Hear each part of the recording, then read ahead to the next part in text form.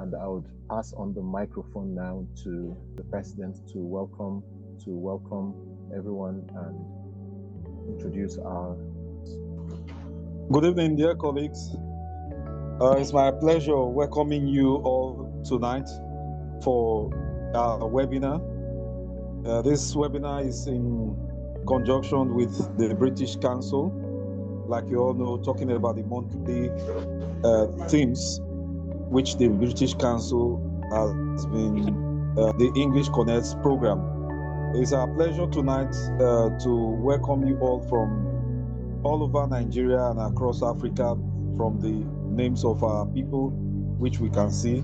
We want to say welcome to you all. Welcome to you all. Linda Ruas, who is a British Council ELT consultant, invites also an early year educator, and also we have Salome Ikokoyo, who is also a passionate educator. So they will be ones giving us the webinar tonight.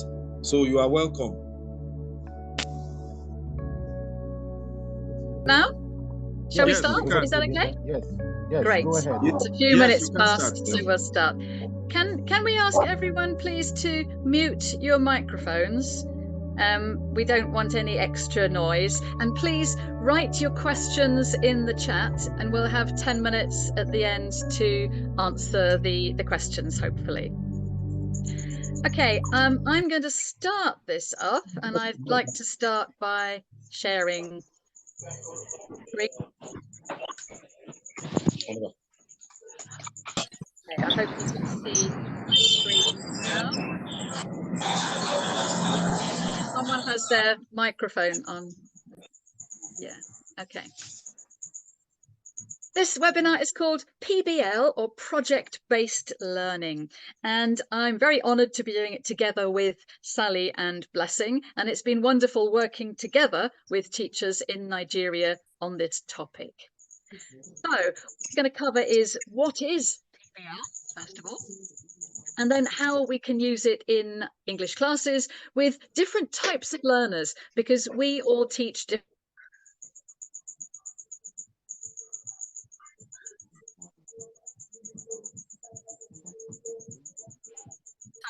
I went on mute, did I? Is that okay now? Can you hear and see? Yes, please. Yes, great. Oh, I think we're muted, everybody. Okay, so our objectives are what is PBL, how we can use it in English classes, and all of us three have different experience and we work with different types of learners. So we're going to be talking about the projects we've done in our different types of classes. Primary learners, teenagers, and with adults. We're going to draw out from these practical projects that we're talking about some of the benefits, some of the potential problems, and then talk about some of the solutions. So we hope this makes for a very practical session with lots and lots of ideas that people can take away and use. First thing then, okay, so here is our pictures and this is our contexts. Linda, myself, I teach in FE College, Further Education College in the UK, and I teach adult and teenage long-term migrants in London. Blessing then teaches children in Nigeria, and Sally teaches adults and teenagers. So we have a wide range of experience between us, and we've been doing lots of different types of projects that we would really like to tell you about. Alone or together with others? Would you prefer to learn abstract concepts and grammar or real-world topics? Would you prefer one-off lessons on one topic, just one lesson, or would you prefer a series of related lessons that make more sense and drive towards a point? And would you prefer a teacher informing you or discovering for yourself? This is a picture here of some of my learners in London, and I know that they all prefer the second of each of these points. They love learning together, they love learning about real world topics, they love a series of related lessons where we're not just doing one lesson and then moving on to something else, that we can go into a topic in more depth, and they love discovering stuff for themselves. If you and your learners prefer these things, learning together, real-world topics, related lessons, building on knowledge, and discovering and presenting the learning themselves, then PBL could be the answer. And it's not a very complicated type of methodology that you have to follow. It's very flexible, which makes it even better. What is it? So here's a definition from this website here, which if you'd like to look up later, you're very welcome to find out a lot more about PBL.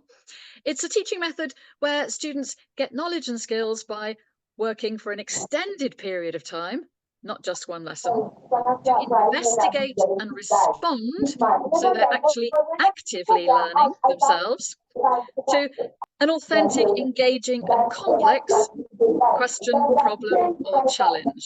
So it's got to be something which is an engaging thing, something, a real world problem, question or challenge, something real. So on the right hand side, we have a little diagram here, which summarizes PBL. It's problem focused. This is great for 21st century, where we have so many problems. It's learner centered, which is great for our learners to be the center of the class, not just sitting there passively listening to us. It's self-directed, so we're getting learners to be to start things themselves, to think of things themselves, to get their ideas, rather than being passive. Self-reflective, and the tutors become more facilitators. Little tiny bit of background. It's been around a long time. The whole idea of projects and project-based learning started with John Dewey's experiential learning in the first half of the 20th century, quite a long time ago. And it's been incorporated into lots of these different movements over the years since then. Things like learning by doing movement, all the student-centered methodologies, the constructionist learning theory fits well into that, right up to the South African American Seymour Papert, who has used lots of hands-on project work with the use of technology into the 1990s. Lots of different varied versions of PBL. And PBL prepares learners for the real world future much more than getting learners just to sit passively in a chair and absorb what you're teaching them. It often involves really useful things like critical thinking, problem solving, creativity, which is often a good way of solving problems, collaboration and teamwork, so students are learning to work together, and it's student-centered, as I already mentioned. Okay, so a few examples. These first few examples are not from my classroom, but this is a project I was involved with the British Council and the Global Issues Special Interest Group in IATEFL. Classes had to make videos of how their school is getting involved with climate change, climate crisis around the world, and what they're doing to help. And this was a lovely video. It's a lovely project. It's a project on solving the problem of waste in schools by building rubbish bins out of plastic bottles. And this was a whole long-term project with the English students working together with the science department, and they created these lovely rubbish bins, which is excellent. A couple more here, a great one here in Cameroon at the top. This is, there were lots of demotivated students. They had a boring course book. There was lots of illnesses around. And this teacher, Eric Akembe in Cameroon, he did a wonderful PBL project researching and presenting local illnesses. All the groups of students had one illness, and they had to go out of the class and find out as much about that illness as possible. Using post-it notes, they had to present what they found out, and this really got them interested in English. And they got over the whole idea of having to speak perfect English, and they were doing the English for communicative purposes. Number 3 here, this was another PBL project with students in Peru who were very interested in modern slavery. Does slavery still exist? Yes. How can you find out about it? How can we help stop it? And this was a project with a class in Peru working with the No Project, which is an organization you can find out about who try to stop modern slavery. You can read more about these projects, if you like, in the Global Issues SIG publication, Creating Change. There's a link there on the screen. Over to my classes now in London, and I find there are so many real problems to solve in 2023 nowadays. And so I've done quite a few different projects with my classes, and I'll go over just a few of them now with you. We did a Christmas hamper project recently, just a couple of weeks ago. There are many local families in London, you might be surprised about this, that need food. So we collected together a big box full of Christmas goodies. Everybody decided what they wanted to bring. We managed the design of the box, and we had a Chinese student who was into dress design, and she managed all this beautiful design of the box. They wrote lots of letters and made Christmas cards and origami, decorated the whole box, organized it all, and sent it along to the local food bank. Another big problem with government closing the public libraries. So we made a college protest to raise awareness of this. We put up posters and we did some letter writing in class. And this went on for a couple of weeks. And we got some replies from local government about their libraries and whether they're going to keep them open or not. The climate crisis is, of course, one of the biggest problems in the whole world that we need to solve. And one thing we did for that was lots of research by students, doing lots of research on their own, in groups, presenting to each other, finding out about climate crisis effects all over the world, what we can do about it. And we did some guerrilla leafleting, which is one of my favorite things to do. They all created leaflets in pairs and groups to say what they wanted to say, what people can do about it by not investing money, for example, in companies that support fossil fuels. And they decorated the leaflets, made them look very attractive. And then this guerrilla leafleting means they left the leaflets in different places around, for example, on buses, so that other people would pick up the leaflets and read them. I like doing corridor tasks in my college, and it's nice to take the class outside the classroom and to expand the learning. And then all the other classes come past, all the other subjects, all the other teachers and the students, and they look at what we're doing as well. So it takes the learning out of the class. We've done a couple of projects recently, one about food around the world, and we had a recipe. It was a calendar with lots of recipes on all along the corridor.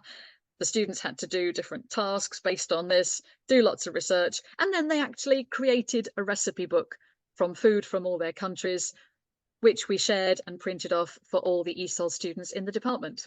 So a nice take-home result from that. And for International Women's Day, we did a gender equality project. Lots of people did research. This picture here is all of these women from around the world who have been inspirational. Students did research, got the quotes, presented them, and then decided what action they could take to improve women's equality.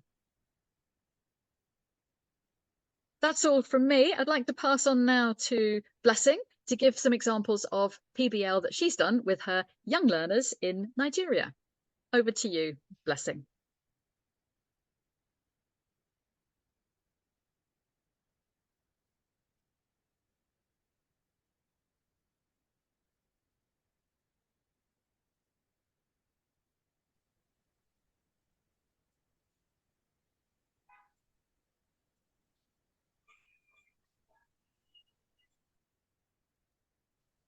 Okay, thank you, everybody. Thank you so much, Linda. Yes, I didn't have the permission from the host to unmute my mic, so that's why I remained muted.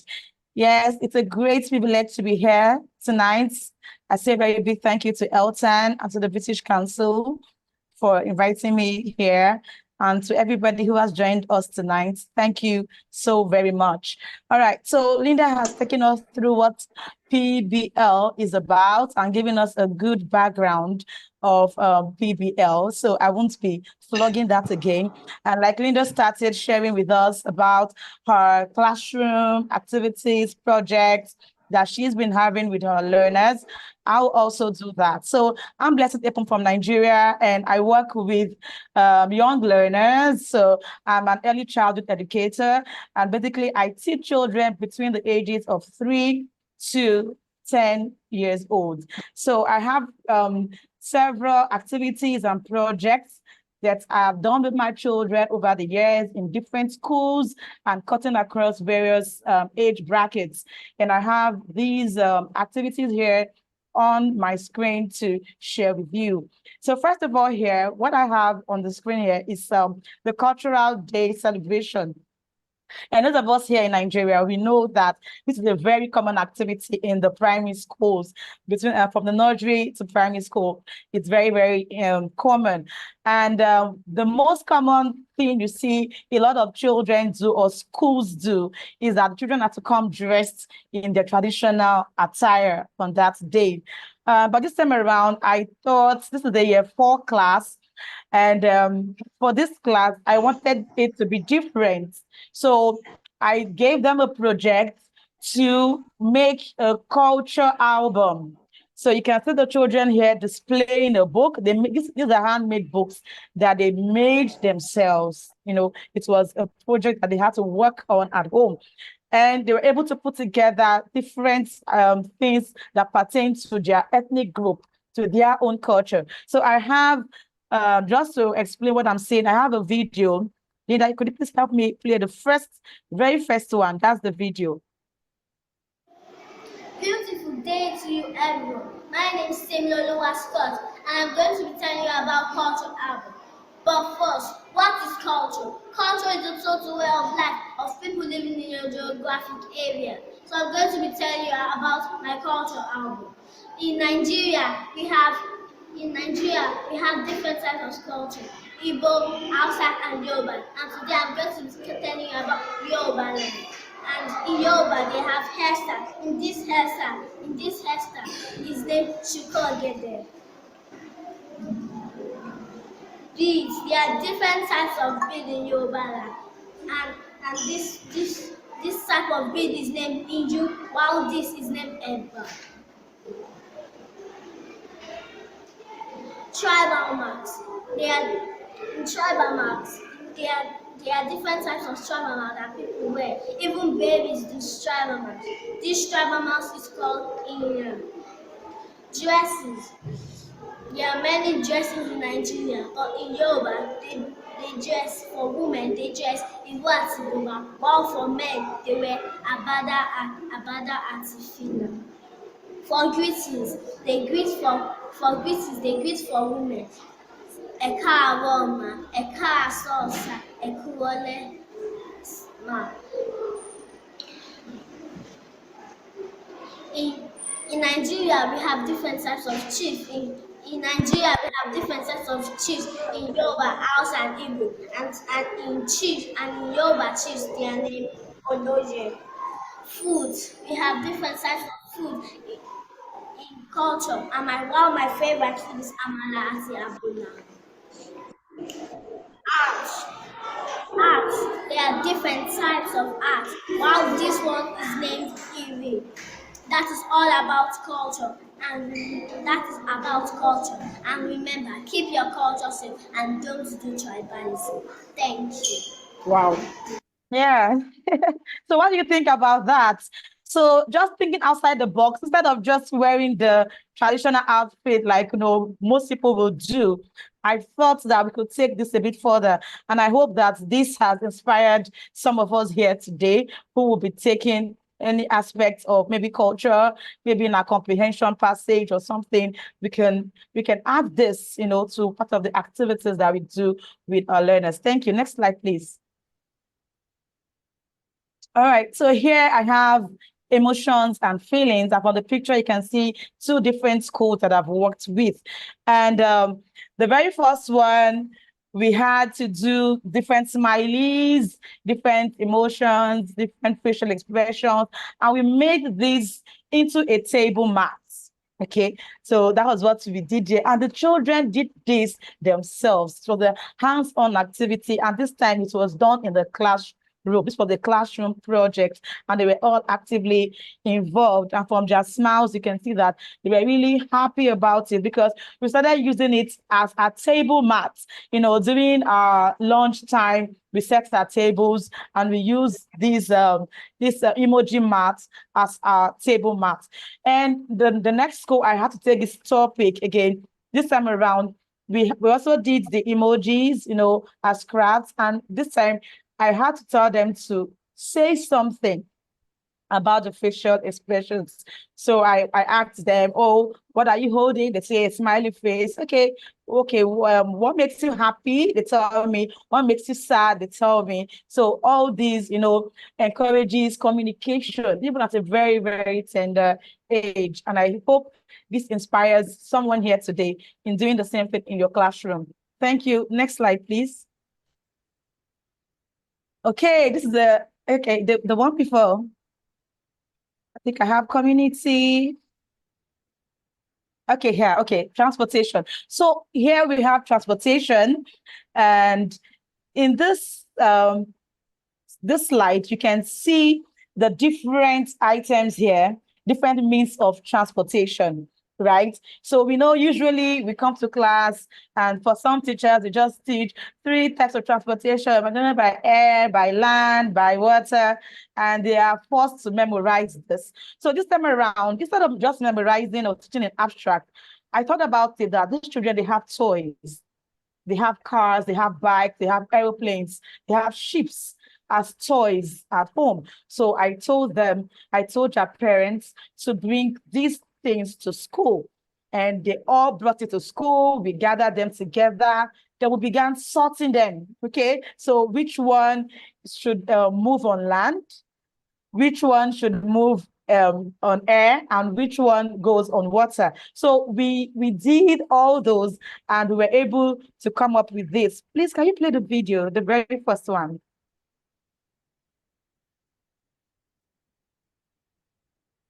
Yes, so we made the train tracks. You can see the train track here. This was brought in by a pupil. Then we also have different vehicles, different cars, different trucks. So we're able to sort that out. Then we also had bikes, bicycles, you know, and various kind of cars. On the second picture, you can see the very first one. You have airplanes and jets that were brought in. So it was so easy to learn the 3 types of transportation, even without memorizing. They were able to just learn it because they did the sorting themselves, and they could see how we placed these various means, you know, these various toys according to the various means of transportation. So it's something it's very, very interesting. It's hands-on, and the children were able to grasp that much memorization. Thank you. Next slide. Yeah, so yeah, it's community helpers, and for most of us here, we know in Nigeria, we know this is another very common activity for schools.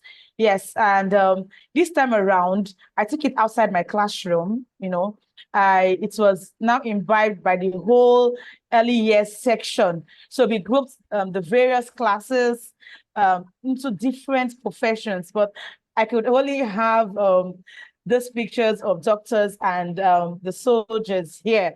But we had engineers, we had lawyers, we had pilots, we had bakers. In fact, we had almost all types of professions, you know, astronauts, they were available to, you know, and what made this activity peculiar was that we involved their parents. So not just the pupils this time. Now we had parents who are doctors. We had parents who are lawyers. We had parents who are engineers. So they came dressed in their costume to school to talk to these children about different professions, the way they dress, what they need to do, the cases that they solve. In fact, we had a policewoman, one of our pupils. The mom is a policewoman, and she came dressed, fully kitted. It was so amazing. They were so happy seeing their parents in school and dressed in their, in their work attire. It was a beautiful experience, and the children were able to tell the names of so many professions, even without writing it in their books or teaching them, just seeing their friends dressed as an engineer, just so that person dressing as a pilot. They were able to learn the names of various occupations, and they were able to also say something about it. Thank you. Next slide, please. All right, so here we have telling the time. For those of us who teach young learners, children in the primary school, you would agree with me that teaching the time is usually not very easy for that age bracket, for the young learners, because somehow it seems very abstract to them, So I thought about it. What can I do? How can I make this lesson real to them? So we decided to make a clock. So we decided to make our own clock, and we made it of very simple materials. What you can see here are cartons.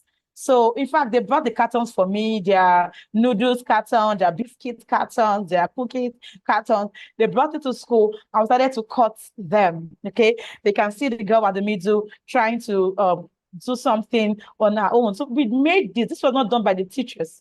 This was done by the pupils, but guided by the teachers, and it was really interesting. And for this level, we could only introduce the concept of o'clock and half past to them. So at the end of this activity, it was so easy for them to set the time. When I say, show me 7 o'clock, it was so easy for them to turn the long hand to 12. When I say, show me 3:30, it was so easy for them to turn the long hand to 6 and put the short hand at 3. So it became so real to them, that, oh, this is a clock, and the hands of the clock actually move, so this is something that you can also love to imbibe in your classroom. Thank you. Next slide, please. Okay, here I have storytelling. Now, this is something I worked with my learners. I run a reading club where I teach children between the ages of 4 to 11 on how to read on Saturdays. And earlier this year, we had a very first storytelling challenge where I challenged them to become authors. So I told them to write their own stories, and after writing their story, to make a presentation, to talk about their stories, make it into a video. And wow, it was amazing. You could see the girl in the middle and the other one. They came up with the concept of making very unique videos with various kind of apps. You can see the very first picture where 2 students tried to write down their own stories and even made some drawings. So interesting. You can find all this on my YouTube channel, Blessing Epum, or my website, www.blessingepum.com.ng. You can find more about this. So you can challenge your students instead of just coming every day, you read a story to them. Okay, you ask them questions about the story. You can start prompting them, giving them a chance to also write their own story. Don't do just a 5-line story, 10 lines, so they can start from there. So this encourages presentation as well and improves their self-confidence. Thank you. Next slide, please.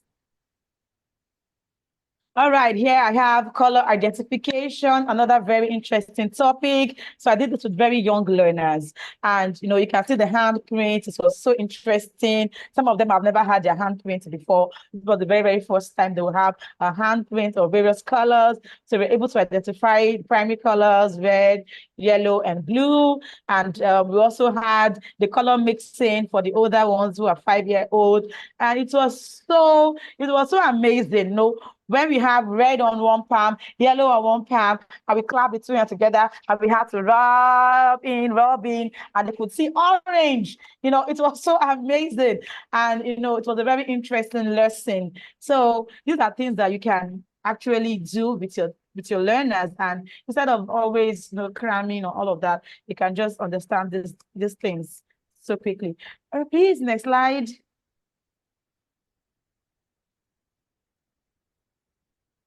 Thank you. Okay, here we have the 5 senses. Okay, and this is a very recent project I gave to my learners. Okay, as you can see, I have at the side of the screen the assignment. This is an assignment given to the children during the half term, what we mostly call the midterm break. You can see, good morning, dear parents. So I wrote to their parents telling them that the children should have this activity called the sense organs busy bags activity. So when you have the 5 sense organs, you place them on cardboard.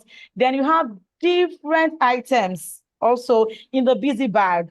So for example, you have flour, you have food, and the child, when you bring out maybe a flower and you ask the child, what sense organ would you use, you know, for this flower, or to find out, to perceive this flower? They can't tell you, I will use my eyes to smell. So they will tell you, oh, flower, I'll use my nose, you know, to smell. Okay, so these are things that we did. We have lollipop, we have ice cream. Ask them, what sense organ do you need, you know, to taste this lollipop?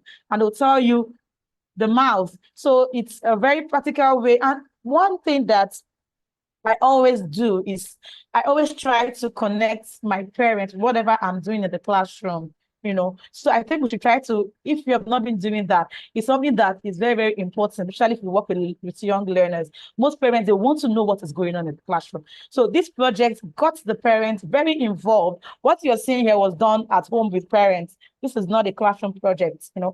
Their parents were very, very involved in working with their children. And somebody might say, oh, the parent did it for them. I always have a way of finding out if the children were involved, because after doing that, you come and present to me in class. So I had to ask them when we came back, okay, measure your sense organs. They were able to tell me, okay, what sense organ do we need to smell? They told me to see. They told me, you know, and from there I realized that they didn't just, you know, take this home and parent did it for them. They were actually involved, because if I haven't taught this topic and I just gave it to you as a project and you're able to tell me all this, it means learning has taken place. So we should find a way of balancing the homeschool connection and extending the learning outside our classroom. Next slide, please. Okay, so finally I have here key components, you know, for PBL. When you teach young learners, what are those things that you should consider, you know? And while this is going on, you know, I'm still going to talk about this. I know that we have teachers, almost everybody here should be a teacher, I can assume. Now, are there other activities that you've done with your learners, you know, some project that you've carried out over time? Like us to know about it, want to share it with us? Please use the chat box and just type 1 or 2 experiences that you've had with your learners. So talking about the components for PBL, especially when teaching young learners, it must be very engaging. You know, you could see from those slides that children were engaged, they were motivated, they were happy, they were eager. So look for activities that are not boring or that are cumbersome and tiring. Look for things that make them excited to learn. Then it should be age appropriate. So you can't say, oh, because I want it to be practical, then you give a child of 3 or 4 years old, you know, a surgical operation to carry out in the classroom. You know, it's unrealistic. Yeah, even though it's practical, you know, it's practical, but a child of 3, 4, 5 shouldn't be carrying out a surgical operation. So it must be age appropriate. Then you must think about your different categories of learners, visual, auditory learners. You must think about them as well. Look for activities that cater for all kind of learners. Okay, so then we should think about teamwork. How can we, you know, involve everybody? Because, you know, in the classroom, you have high flyers, we have middle achievers, we have those who are up and coming. So think about everybody. So it's always good to group these children. You know, Group them in 3s and 4s and 5s, so they can have a blend of the high flyers, the middle achievers, up and coming, everybody together. Just group them, different small groups so they can work together and come up with something really nice and interesting. All right, and lastly, I'd like to talk about reflection. Give them time to reflect on what they've done. And once they are done reflecting about it, let them talk about it. You're trying to encourage presentation skills. Like you can see the boy in the picture after the project.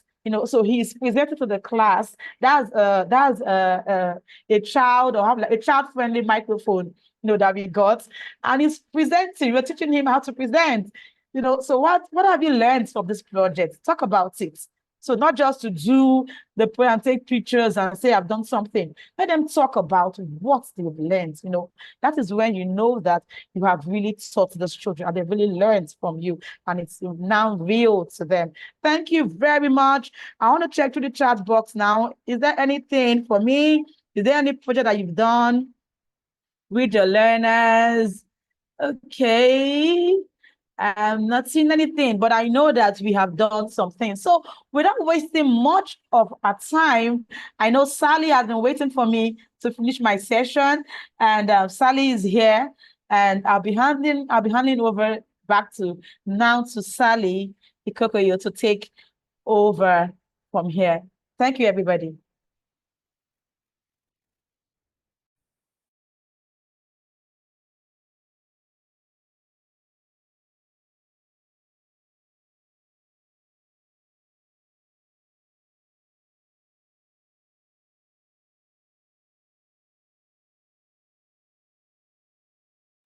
Sally, you're unmuted. You could go ahead and continue with the presentation.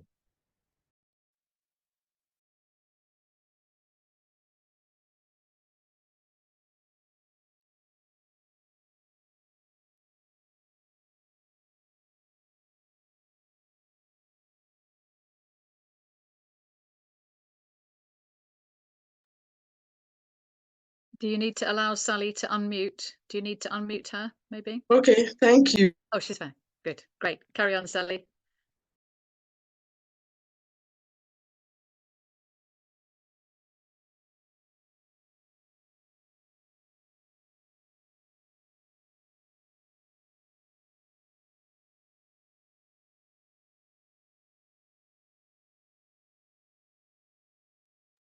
Okay, thank you very much. Hi, everyone. Good evening. It's good to have so many of you here. From my screen, I can see we are up to 90-something. That's really impressive. Thank you very much all for coming. So I'll be talking about project-based learning for students in the secondary school and the tertiary institution. There are different types of project-based learning. First, we'll be looking at flipped classroom. What is flipped classroom? The flipped classroom is a type of project-based learning or student-centered activity that allows students to look at the instructional content at home using videos, readings, and so on. Many schools did this during the COVID period, where they give students their notes, give students videos, they go home to look at this, and then when they come to class, it's just to discuss and personalize the activities. The next one is the project-based learning, which we have been talking about, so I'm going to skip that. I'm going to talk about the inquiry-based learning, and this inquiry-based learning encourages students to ask questions, investigate topics on their own, and find solutions to these problems or questions that they have asked. And it's an approach that allows curiosity to lead the way. It fosters a deeper understanding of the subjects through active exploration. And when you try this method, you find that students really want to find out more, and it goes away from the normal routine of the teacher giving everybody everything. The next one is the jigsaw or the station centers. Recently, this jigsaw type of learning is becoming very popular. A situation where a teacher comes to class, starts a topic or gives a sentence, and the students should come in or give something to follow up, something that relates to what the teacher has said, and continues like that. And we can even turn it into a game where whoever fails or whoever gives a sentence or a phrase that is not connected with what has been said will then start all over again.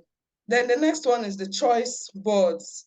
This is a learning tool that allows students the opportunity to select activities, allowing them to choose tasks that are based on their preferences or learning styles. Now, for secondary school learners, it might be difficult to use this choice board, but for those in the tertiary, it's quite easy. For instance, those in the polytechnics, the course outline allows you to give certain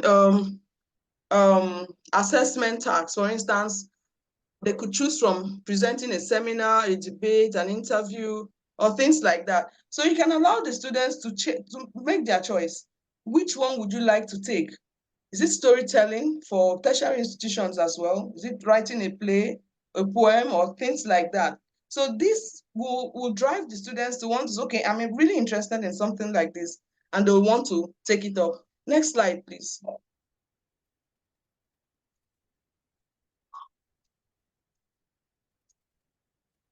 Okay, now I want to talk about some of the project-based learning I have taken in my class. It's usually discouraging, or some teachers find it really tiring to carry out tasks. We'll look at some of these challenges later on, but this is an exploration, something I just did in the school. We were talking about building construction, which is an aspect of vocabulary building. And a construction was going on within the school premises. So I asked the students to go out, interview the workers, learn more about the terms. Aside from the ones we have in the text already, they should learn new words, come back, tell us the meanings, and use them in sentences. And that was a wonderful project. They were really excited to do that. And you can see the picture of the students with the construction workers. Another one I tried was in commemoration of the International Day of the Girl Child. This one is just recent, and that was in October. We had this topic, education of the girl child is a burden. And in order to get students to generate points, I decided to throw it to the class. And when I did, I was shocked at the responses I got from many of my students. In fact, the girls felt, yes, the boys should be given more opportunity to go to school because they are the sons. It's the tradition. And that's what the men also felt. So in fact, one particular man said his boys will go to school, the girls can wait. And if he doesn't have enough money, they can get married. I was like, this is a modern world. This is the 21st century. Someone still thinks like this. And then I decided to leave it to them. They were going to present their own debate. And when they picked which parts they were going to choose or they were going to talk on, I didn't choose for them. I just threw papers they picked. And this particular man picked the supporting the motion. And when he came back, I was really impressed. When I asked how he got a change of mind, how he changed his mind, he said he was really surprised. He was shocked at what he found when he was doing his research. That's one thing we can do for our learners. Next slide, please. Yes, this is another one. I asked my students, the secondary school students, I grouped them into different groups and asked them to look for how to correct the spelling challenges that they have. I actually gave them guidelines and asked each group to come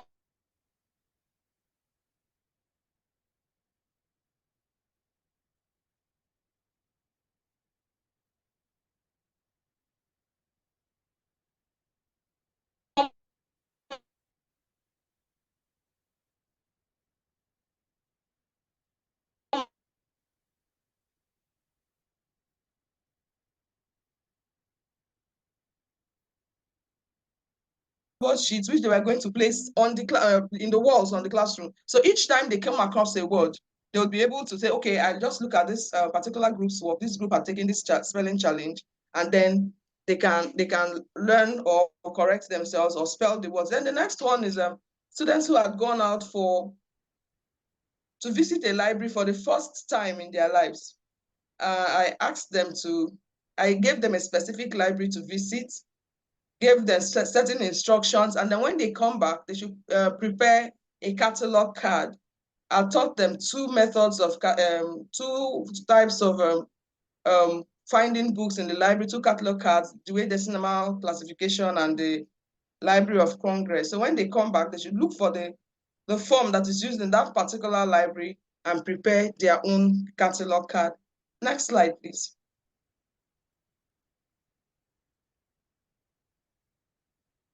So what are the challenges? What are the problems with PBL?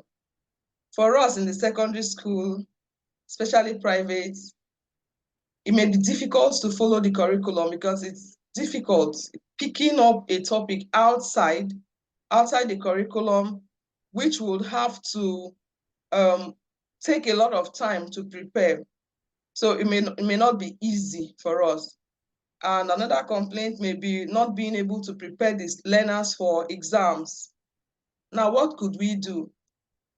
I discovered that there are many topics. Since PBL deals with topics, not language areas, we could identify certain topics that would become projects for us. And then we assign them to our learners early enough in the term. And they begin to work on it because PBL involves time. It takes a lot of time to be able to do that. I'm going to talk about the 7 essential points for a PBL. Number one is that it has to solve a problem. It has to be a question or a challenge that the students need answers to or need to address. It may not always be the case because if you look at the curriculum, we may not have these issues, but sometimes we do. For instance, there's this curriculum that was brought in Rivers State some time ago. I think it's related with HIV/AIDS. So for us, we could pick up a topic from there that we could use as an expository topic, and it will work very well. The next one is it should be able to sustain inquiry. A PBL task requires us to spend time. It elicits critical thinking among the participants. So there should be enough time for them to carry out these activities. Then it should also be authentic. What do we mean by it being authentic? It should revolve around real world or 21st century schools, which will be relevant to the concerns of our learners or our society. It should also allow students to choose and make choices or voice their opinion. So we can actually throw it out. Maybe we pick three or four topics from the curriculum and we say, okay, which one would you want to work on? And those who have similar interests could work together, and those who have the similar interests, we could work out something for them as well. Then the next one is that they should have opportunities to reflect on what they have done. So whatever assignments or whatever tasks we give to them, they should be able to reflect on these assignments or these tasks that they have been given. It gives them a chance to make necessary adjustments before the final product comes out. PBL also encourages learners to give feedback, receive feedback, apply this feedback, revise whatever outcome they are going to come up with. And then this creates opportunities for collaboration. It teaches students to work together, to work as a team. And this may not have been possible ordinarily. The last point is that they have to come up with something that people would see. So aside from coming out to the class to present whatever they have found out, we could also involve the parents, maybe during a PTA meeting or perhaps at the end of term activity. We could ask them to present this before the audience. It's an opportunity for us to communicate better with the parents and outside community. Linda, Blessing, would you like to take any other points from these possible problems with PBL? Yeah, I think teachers often say that the students won't be able to do it, that the points here, numbers 4, numbers 5, numbers 8, for example, that the students are not used to that type of learning and it'll be too difficult and the learners won't have any ideas. The learners will speak their own language and they won't be prepared for it, they won't know how to start. But all of these things are overcome with practice. So the more you do this type of more open problem-based, project-based learning, the more ideas the learners will have and the more opportunities you'll give them to come up with creative ideas. Yeah, so I support what Linda has said. So the more you do this and the more exposure they have with project-based learning, you realize that the children or the students that you have will even be the ones to give you ideas for your next project. In fact, they'll be the ones looking up to the next. I have children say, oh, what are we going to do next week? They'll be the ones telling, oh, can we do this? Can we do that? Because you have exposed them. So their quest, their curiosity has been aroused. And they also have become researchers, and they are going out to even find out what else could be done. Maybe you can be teaching a topic, and next your child will tell you, oh, I think we can carry out a project on this and on that. So our own responsibility is to expose them. Once you give them the exposure, you'll be amazed at what our learners can do. Thank you. Yes, Yeah, that's wonderful. There's also number 6 there, that teachers may feel redundant, because teachers often think that they need to be in the middle of the learning and the classroom the whole time, and they need to be talking and they need to be active. But actually, when we think about it, it's the students that need to be much more active than the teacher. And if the students are all busy and learning and the teacher is sitting in the corner drinking a cup of tea, that's much better for the learning. But some teachers feel a bit bad about this, and it's difficult for them to get used to this new role of a facilitator, facilitating learning. Again, practice. Yes, and let me just take number 7, which says may take up so much time. Like somebody asked me in the chat box that what challenges did I encounter in doing this project with young learners? And I said, number 1 for me is time. In working with young learners, you have to be very patient, and, having to do these things with young learners is not something that you can rush over.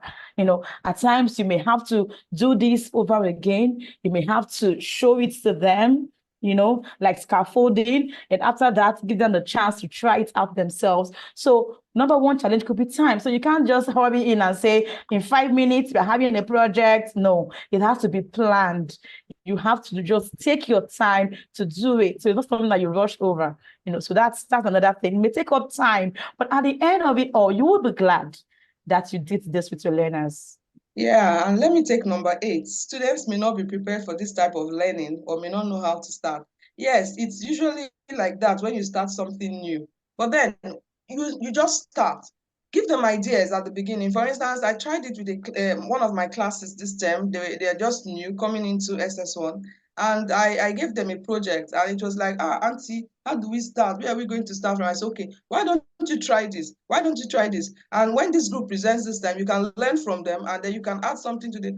And to my surprise, the next time when they were presenting, I saw a lot of new things that I had not even imagined that they could come up with, and it made me very happy. So if you think that they do not have ideas, you'll be shocked when you give them that opportunity to try it. They will come up with so much that you'd be glad that you had given them that opportunity to try these things. Thank you very much. So do we have questions in the chat that we could take? It's got one more slide at the end. This is to summarize it all and summarize the benefits. And yes, there might be problems when people try out this new type of teaching or different type of teaching, but the benefits of PBL are so great. Getting happy, confident students, making things much easier to remember, as I think Blessing and Sally said in their stories, in their experiences, prepares us for real life, prepares the students for real life. The students are actively involved, and one of the best things, we could even find real solutions to real problems. And this final project here was done by some friends of mine, teachers in Benin, and it's called the Tippy Tap. And if you think back to COVID, not very long ago, when we all had to have to wash our hands all the time, and in areas where there is not running water, what do people do? This was a solution. So they had all the instructions together, they got all the bits of wood and a big container of water, and the students created and built this tippy tap together with the foot control, and they were actually washing their hands with this, a brilliant solution from a project in their English class. So I think we'll move on to the questions now and see who would like to ask anything. Is there anything, Kennedy or Abel, that's been coming up in the chat as a question?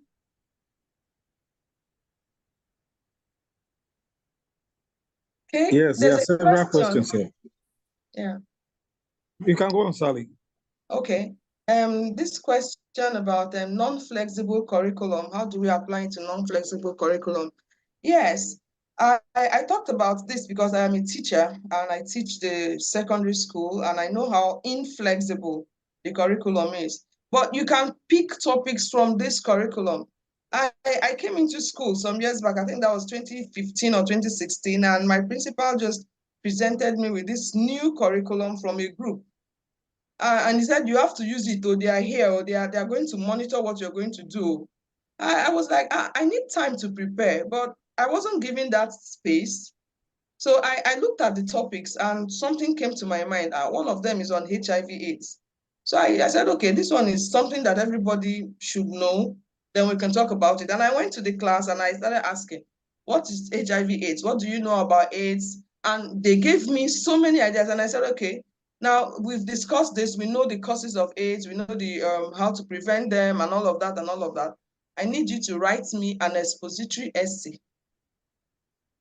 And you will present your essay in class after the break because people are coming here to listen to what we have done.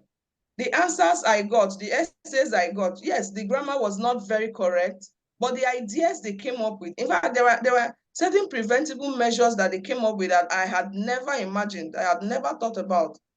But that's what we can do with the curriculum. We can make it flexible. We can identify areas, but the truth is, we need to be familiar with the curriculum. We need to have learned, or we need to have the scheme for each term before this term resumes. We don't just go to school on the first day or on the first week of resumption, and that's when we're looking at our scheme. If you have the scheme beforehand, you can walk through it during the holidays. So you can identify areas that could come up as a project. And one thing I have learned with this new AI style, in fact, it's wonderful. You have the topics, so you can think about projects that you can use. Pick them from the curriculum and you'll be amazed at what will happen. It will motivate your learners. You will find out that students are so excited to come to your classes, even those who don't want to come to school before. On the day when they know that you have auntie so and so or uncle so and so that is coming to class today, they'll do whatever possible to come to class because they know it's not going to be the usual sit down and listen to what the teacher is going to say and then copy the notes. It's going to be something exciting, and that's what children love. I hope I've answered your question. Yeah, so Sally, there's a question I can see in the chat box that says, how effective can the PBL be for college students? Yes, though I specialize in teaching young learners now, but I've at a time in my life taught the college, secondary school students. So what I would say is that talking about PBL, it doesn't have to always be in the classroom.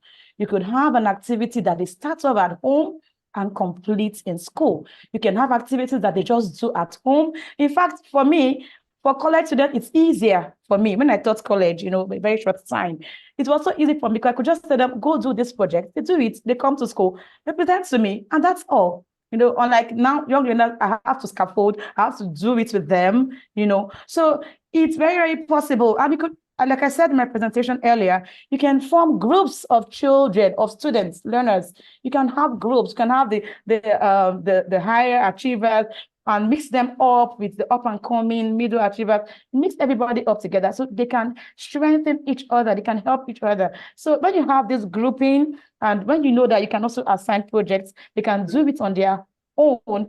They are mostly independent at this stage. You just need a little push and motivation and they get it done. So I don't think it's not possible, even when you have a very large class. In fact, I would recommend PBL for large classes. I think that's the only solution for me, because if you want to teach, they may not be able to reach everybody.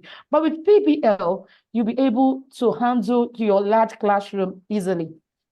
So that's my opinion. I don't know if anybody has an addition to that. There's another question there by Marcel Andre Tew saying, in our school environment, we're not allowed to take students out of the school. So my question is, how can we make our projects useful or reach our communities, since these projects are meant to find solutions to real problems? Yeah, well, if you are allowed to take students out of school, then that's a wonderful thing. But most people are not allowed to. And we have to bring the real world into the classroom. So we can give students assignments, for example, over a week, and they have a week to find out something from all their family and neighbours and everybody else, and then bring these things back into school. We can bring things, we can bring leaflets, we can bring, I don't know if you can bring the internet into your classroom, or maybe something on your phone, and we can bring all the stuff into the classroom for them to solve in the classroom. It doesn't have to be outside. Yes, that's very correct. You can bring the world, the real world, into your classroom using pictures, using your phone. You can bring these situations to the class, and it's wonderful. I had a child I had to take some years back who couldn't describe his birthday party because he had never had a birthday party. And the assignment was write an essay on your last birthday party. And he asked me, how do I write something on something that I had never experienced? I said, okay, have you attended that of a friend? He said, no, he has never attended one. So I said, okay, what we're going to do, we're going to get a picture of a birthday party, and then you're going to describe it. And that's what we did. We brought a picture of a birthday party, cake, people happy, balloons everywhere, and parents being around.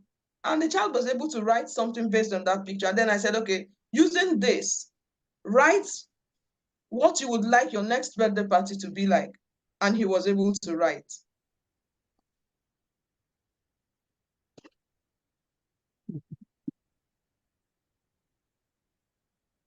Okay, I have a question here. What learning outcome do the students interviewing workers on the construction site come up with? Okay, they came up with a lot more words than we had in the text. They were able to see some of these instruments themselves, which we didn't have such pictures in the text. So it was a new one for them. In fact, they had a lot more interviewing the workers, seeing the project going on themselves. It was a new experience for many of them.